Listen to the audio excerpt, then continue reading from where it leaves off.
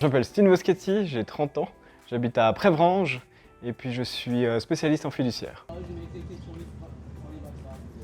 Je suis né en Suisse, à Estavayer-le-Lac. J'ai passé quelques années dans le sud de la France, puis je suis revenu à mes 18 ans en Suisse, justement à Prévranges, où j'habite depuis lors. Pourquoi te présenter au Grand Conseil? Disons que j'ai vécu la crise du Covid.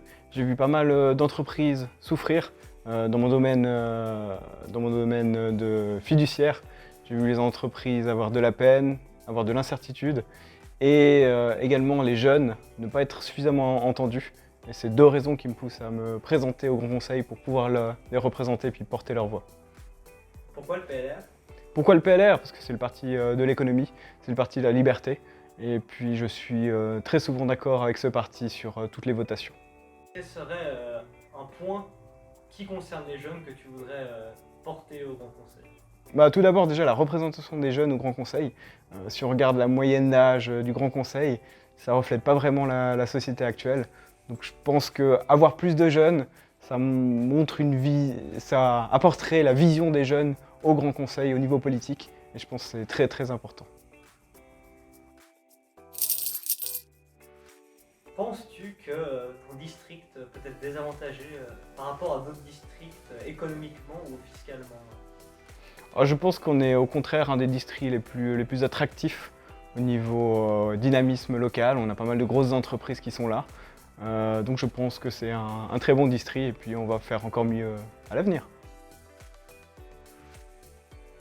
L'écologie est un point important de cette campagne.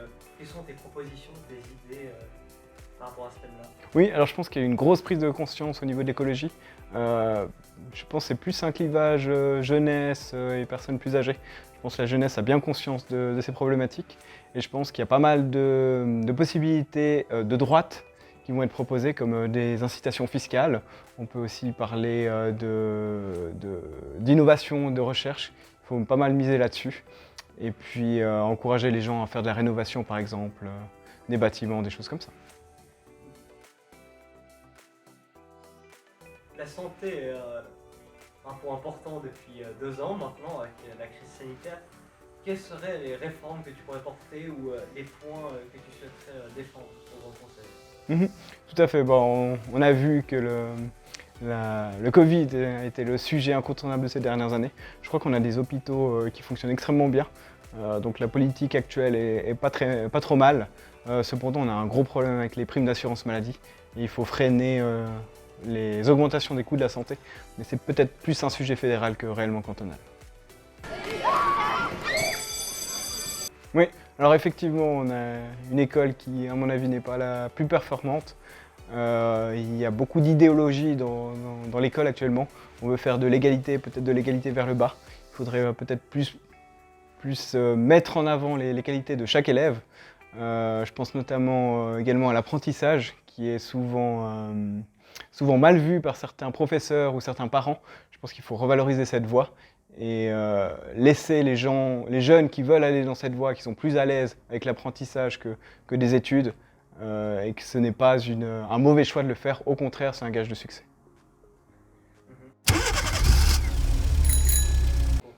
Alors au niveau de mon district, il y a un peu deux visages. Il y a tout le côté au bord du lac Léman qui est assez bien desservi. Puis après, il y a tout l'arrière-pays qui l'est un peu moins.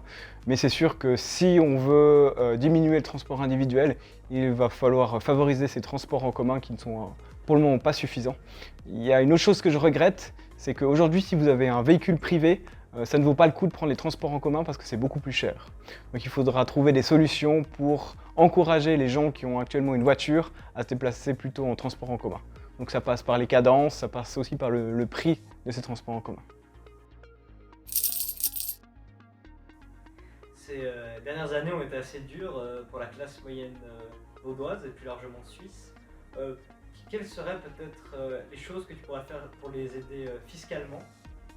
Alors fiscalement, il y a les jeunes PLR qui ont une excellente initiative pour augmenter la déduction des primes d'assurance maladie. Donc c'est une des premières mesures. Mais il y a également une baisse de points d'impôt par exemple, qui est demandée depuis de nombreuses années par la droite, mais qui est malheureusement refusée actuellement au Grand Conseil et puis au niveau du Conseil d'État.